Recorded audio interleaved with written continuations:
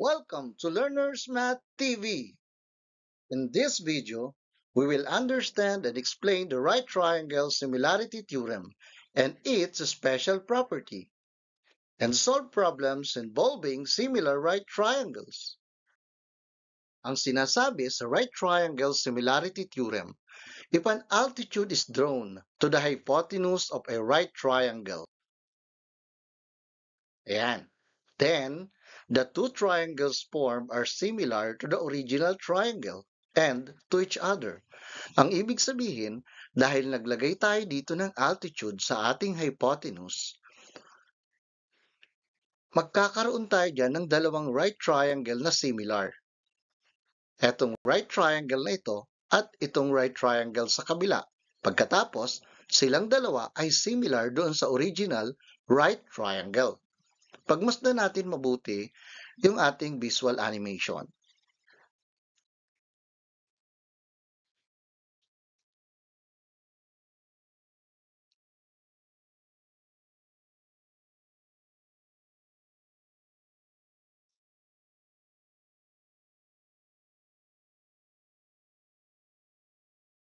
Ayan, nakita nyo? Itong dalawang right triangle na ito, silang dalawa ay similar. Galing yan dito, yan yung nabuo nating right triangle nung maglagay tayo kanina ng altitude.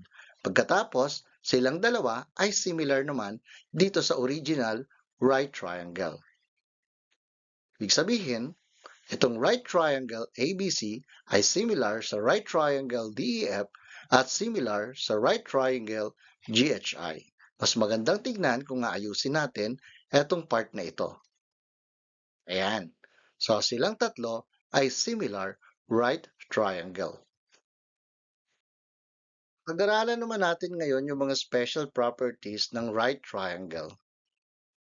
Okay. When an altitude is drawn to the hypotenuse of a right triangle, ito yung mga special properties. Una, the length of the altitude is the geometric mean between the segments of the hypotenuse. Okay. Ito yung ating altitude, yung W. Tapos, yung segments ng hypotenuse, yung B at saka U. Tingnan natin mabuti kung paano nangyari yung special property na yan. Look at this ratio. Yung B ay longer leg nitong right triangle na ito. Yung W naman ay longer leg nitong triangle na ito. So, they are corresponding sides. Diba? Nung similar right triangle. Equals to, yung W naman na ito, diba? Ay shorter leg nitong right triangle na ito. At yung U naman ay shorter leg nito namang right triangle na maliit. Kaya, yun yung kanilang ratio. Ngayon, applying the cross multiplication property of proportion, W times W is equal to W squared and B times U is BU. Then extract the square root from both sides of the equation. Kaya ang mangyayari dyan, yung ating sinasabi sa ating special property. The square root of W squared is W. It is equal to the square root of B times U. Yun kasi ang ibig sabihin ng geometric mean. Ang ibig kasi sabihin ng geometric mean, it is the square root of the product of two quantities. So, ibig sabihin, itong altitude na ito ay equal siya sa square root ng product nitong B at saka U. Okay? Doon naman tayo sa pangalawa nating special property. Ayan. Each leg. Kanina, pinag-uusapan natin yung length ng altitude. Ngayon naman, yung each leg. Each leg. So, unahin natin yung R. Ayan.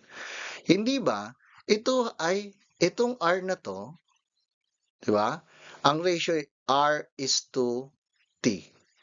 R is the hypotenuse of the smallest right triangle. Ayan.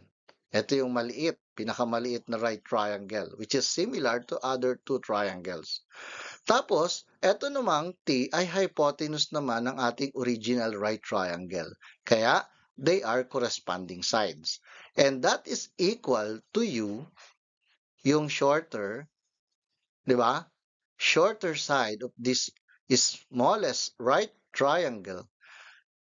Yan naman ay ang corresponding side niya naman dun sa original right triangle ay yung R. Ito naman yung, di ba? Yung shortest side ng original right triangle. Kaya, applying again the cross multiplication property of proportion, R times R is R squared tapos equals to T times U. Then, extract the square root from both sides of the equation.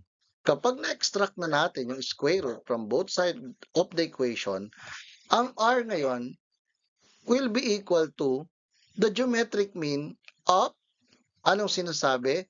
The segment that is adjacent to the leg at saka yung hypotenuse. Ito yung adjacent sa leg. 'Di ba? Yung U. Yan yung adjacent sa leg. Tapos, yung hypotenuse. So, ibig sabihin, etong R is equal to the square root of the product of U and T. Now, punta naman tayo dun sa leg dito sa kabila, sa S. Ayan. Etong S ay hypotenuse nitong right triangle na ito. 'Di ba? Tapos, eto namang T ay hypotenuse naman ng original right triangle. And that is equal to, eto namang B ay side, 'di ba? Ito yung medyo longer side nung etong right triangle na ito. Tapos yung S naman ay longer side naman ng original right triangle. Applying again the cross multiplication property, ayan, S squared is equal to TU. Now, ang ibig sabihin yan, yung S ay equal din sa geometric mean ng adjacent leg, di ba? Ito yung adjacent niya, B, times the hypotenuse.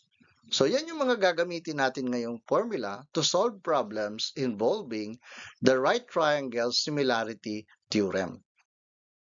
Let us now solve this example. Let us find x. Ang hinahanap natin dito ay yung measurement ng Q to R. Ayan. So, ito yung ating hypotenuse. Kailangan identified natin yan. Paano yan naging hypotenuse? Kasi siya yung opposite ng right angle. Tandaan natin, ang opposite ng right angle ay ang hypotenuse. So, since ito yung ating altitude, ayan, kasi nandyan siya, di ba? Okay? So, it means to say that PR is equal to the geometric mean of this side or this segment RS and QR. So that is 12 times X. Now,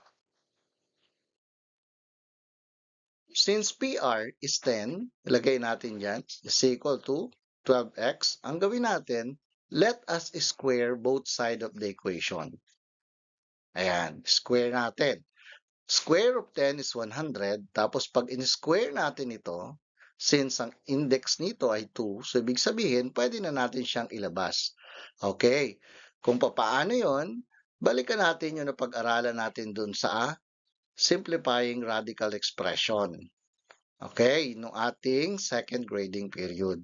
Meron dong tayong video lesson about simplifying radical expression. Okay, kaya natatanggal. Yun ang reason kung bakit natatanggal yan because meron ditong exponent na kaparehas ng kanyang index. Kaya pwede na natin siyang ilabas ng radical symbol. So now, we can divide both sides by 12. So 100 divided by 12, x is approximately equals to 8.33. Ayan. Okay, for our next problem, dito naman, okay, ang problema natin dito is the hypotenuse of this original right triangle. So, since given ang QR, eto, yan ang gamitin natin. Sabi naman sa ating properties, yung legs daw ay equal sa, yung length ng legs ay equal sa geometric mean nung kanyang adjacent side at saka nung hypotenuse.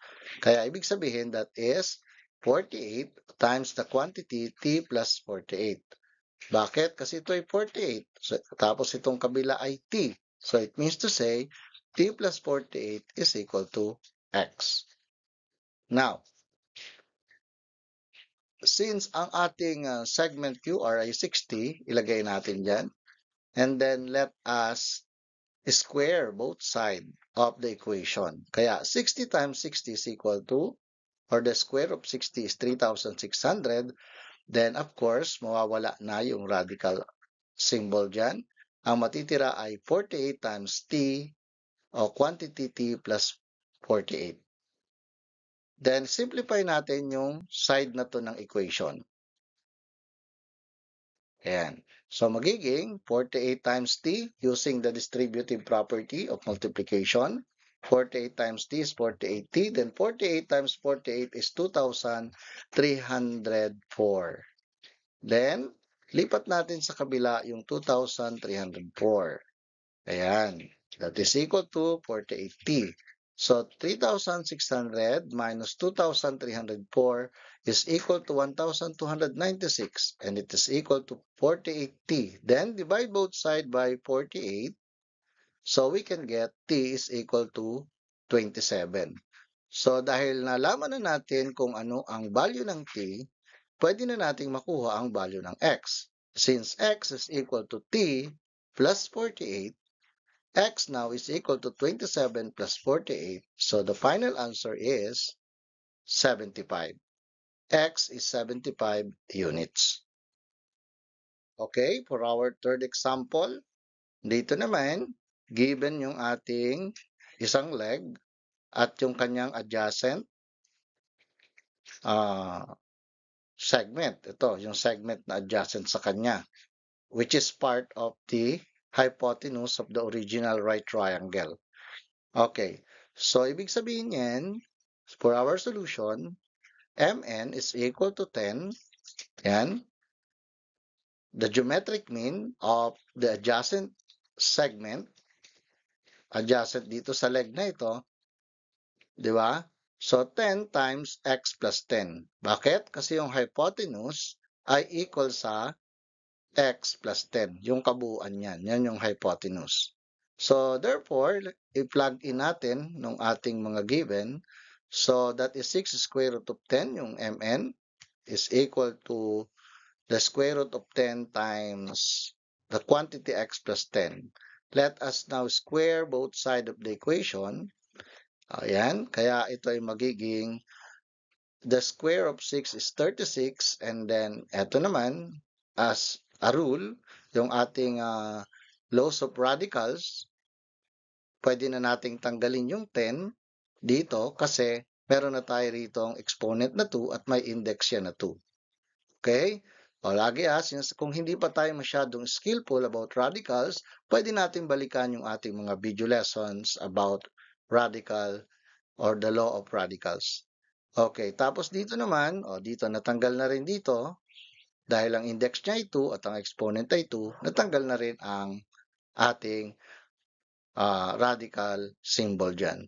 So, isimplify na lang natin yung ating equation. 36 times 10 is equal to 360. Then, ito naman, by distributive property of multiplication, 10 times x is equal to 10x. Then, 10 times 10 is equal to 100. Then, lipat natin yung 100 sa kabila. It becomes negative, kaya magiging 360 minus 100 is equal to 260. Then, equals to 10x. Then, we can divide both sides by 10. So, ang mangyayari dyan, ang makukuha natin dyan is 26. So, ibig sabihin, ang value ng x natin dito is 26. Gamitin natin ang internet sa ating pag-aaral. Maghanap tayo ng mga pagpapraktisan sapagkat laging tatandaan, Sa math ay hindi maaari na nanonood ka lamang. Upang maging mahusay, dapat lagi kang handa na mag-practice o magsanay.